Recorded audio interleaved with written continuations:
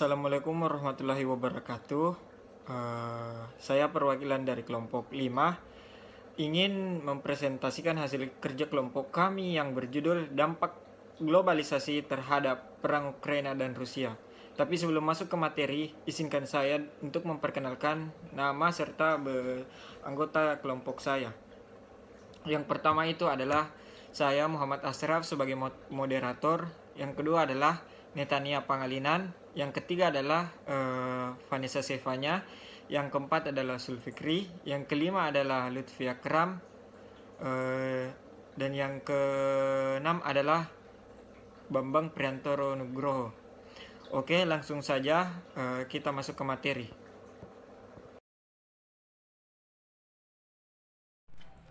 Assalamualaikum warahmatullahi wabarakatuh. Perkenalkan, saya Sulfikri. Di sini saya akan menjelaskan materi yang ketiga mengenai dampak perang Rusia dan Ukraina terhadap kenaikan harga bahan bakar minyak. Kementerian Energi dan Sumber Daya Mineral atau ESDM mewaspadai tren harga minyak dunia yang terus meningkat akibat memanasnya konflik antara Rusia dan Ukraina. Harga minyak Brent saat ini sudah di level $103 Amerika Serikat per barrel.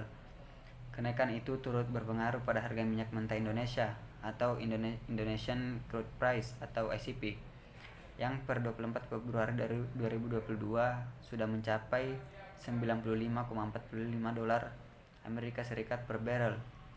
Padahal asumsi ICP dalam APBN 2022 hanya sebesar $63 Amerika per barrel.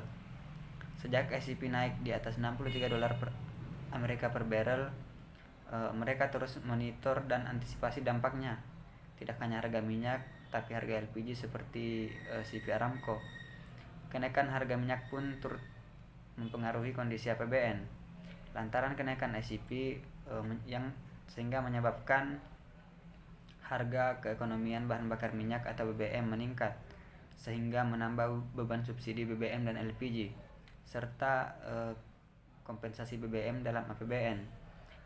Setiap kenaikan $1 Amerika per barrel akan berdampak pada kenaikan subsidi LPG, yaitu sekitar 1,47 triliun rupiah, subsidi minyak tanah sekitar 49 miliar rupiah, dan beban kompensasi BBM lebih dari 2,65 triliun rupiah. Sebagaimana diketahui bahwa subsidi BBM dan LPG 3 kg dalam APBN 2022 sebesar 77,5 triliun. Subsidi tersebut dengan perhitungan asumsi ICP sebesar $63 Amerika per barrel. Beban subsidi khususnya BBM dan LPG juga meningkat dan bisa melebihi asumsi APBN 2022. Belum lagi biaya kompensasi BBM. Namun yang pasti, pemerintah terus mengamankan pasokan BBM dan LPG. Selain dampak terhadap APBN tersebut, kenaikan harga minyak juga berdampak pada sektor lainnya, khususnya transportasi dan industri yang mengonsumsi BBM non-subsidi. Harga minyak yang terkerek turut membuat harga keekonomian BBM, termasuk yang non-subsidi, mengalami turun naik. Tren kenaikan harga minyak dunia mengerek harga keekonomian BBM. Sebagai gambaran, kisaran harga BBM non-subsidi di beberapa negara ASEAN, misalnya di Singapura yaitu 28.500 per liter, di Thailand 19.300 per liter, kemudian Laos 19.200 rupiah per liter, Filipina 18.500 rupiah per liter, Vietnam 16.800 rupiah per liter, serta Kamboja 16.500 per liter, dan yang terakhir Myanmar yaitu 15.300 per liter. Baik, terima kasih atas kesempatan yang diberikan oleh moderator. Pada kesempatan kali ini saya akan membahas bagaimana dampak perang Rusia dan Ukraina pada komoditas. Nah, dampaknya itu konflik yang terjadi antara Rusia dan Ukraina telah mendorong kenaikan harga-harga komoditas dan energi. Perang ini disebut sudah pasti mempengaruhi harga energi, karena memang Rusia menjadi salah satu produsen energi besar dunia. Komoditas yang harganya naik diantaranya natural gas mengalami kenaikan sebesar 58%, batu bara melonjak harganya 92,9%. dan minyak Brent mengalami kenaikan 54%, kemudian CPO naik 27%. Itulah dari saya. Sekian dan terima kasih. Saya serahkan kepada moderator. Baik, di sini saya akan menjelaskan mengenai dampak perang Rusia dan Ukraina terhadap perusahaan multinasional. Perusahaan multinasional yang berdampak sangat besar akibat konflik Rusia dan Ukraina bisa kita lihat ada perusahaan Kinross Gold Corporation atau KGC. Tercatat 14% penjualan mereka berasal dari Rusia dan Ukraina. Kinross Gold Corporation itu sendiri adalah perusahaan pertambangan emas dan perak yang berbasis di Kanada yang didirikan pada tahun 1993 dan berkantor pusat di Toronto, Ontario. Yang kedua ada Shell. Perusahaan selanjutnya ada Shell, itu perusahaan minyak dan gas yang sudah meninggalkan Rusia sebagai bentuk sanksi ekonomi terhadap negara yang menginvasi Ukraina. Yang ketiga ada perusahaan Equinor. Equinor itu perusahaan dari Norwegia yang merupakan salah satu perusahaan produsen minyak dan gas terbesar. Jadi perusahaan Equinor ini keluar dari atau berhenti bekerjasama dengan Rusia, dan semua investasi yang dijalankan di negara tersebut pun berhenti. Yang keempat ada Philip Morris International atau PM, merupakan perusahaan asal Swiss yang bergerak di industri rokok dan tembakau.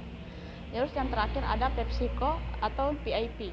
Selanjutnya perusahaan ini bergerak di industri makanan ringan dan minuman dengan pendapatan sebesar 60 miliar USD dan lebih dari 285 karyawan. Baik, mungkin itu saja dampak perang Rusia dan Ukraina terhadap perusahaan multinasional. Selanjutnya saya kembalikan ke moderator. Kita akan masuk ke materi pertama, yaitu dampak perang Rusia dan Ukraina terhadap pasar keuangan global. Kondisi antara Rusia dan Ukraina kini semakin panas dan kacau setelah Presiden Rusia Vladimir Putin menginstruksikan operasi militer di wilayah Ukraina Timur.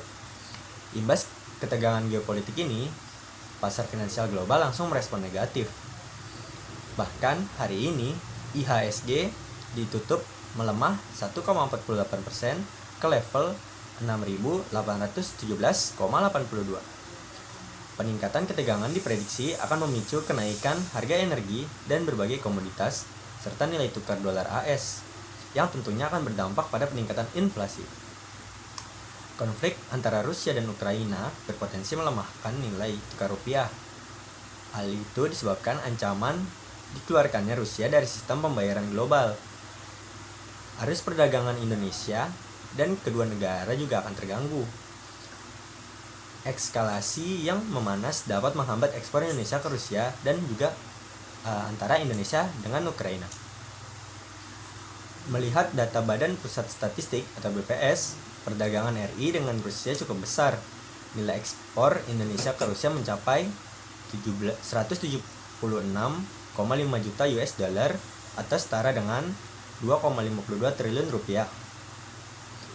Pada Januari 2022, angka itu tumbuh hingga 58,69% bila dibandingkan dengan nilai ekspor per Desember 2021 yang hanya sekitar 111,2 juta US dollar. Berbagai komoditas diperdagangkan Indonesia dengan Rusia, antara lain lemak dan minyak hewan, karet, hingga barang dari karet. Untuk lemak dan minyak hewan, nilainya mendominasi produk ekspor tanah air yang mencapai 102,4 juta US dollar. Sementara karet dan barang dari karet berkontribusi sebesar 11,1 juta US dollar. Nilai ekspor Indonesia ke Rusia periode Januari 2022 juga jauh lebih tinggi bila dibandingkan dengan Januari 2021 yang naik 60,29%. Selanjutnya yaitu dampak perang Rusia dan Ukraina terhadap kenaikan harga pangan berbahan gandum. Serangan Rusia dan Ukraina berpotensi menaikkan harga pangan global, termasuk harga pangan di Indonesia. Berdasarkan data dari WITS, World Integrated Trade Solution, menunjukkan bahwa Ukraina dan Rusia menyumbang sebesar 28,9% ekspor gandum dunia. Pada tahun 2020, Ukraina memasok sebesar 2,9 juta ton gandum atau setara dengan 27% dari impor Indonesia untuk komoditas gandum. Jadi, bisa kita ketahui bahwa sumbangan ekspor gandum Rusia dan Ukraina ini sangat besar sekali. Jadi, jika kedua negara ini terhambat dalam kegiatan ekspornya, maka harga gandum di dunia pasti akan naik.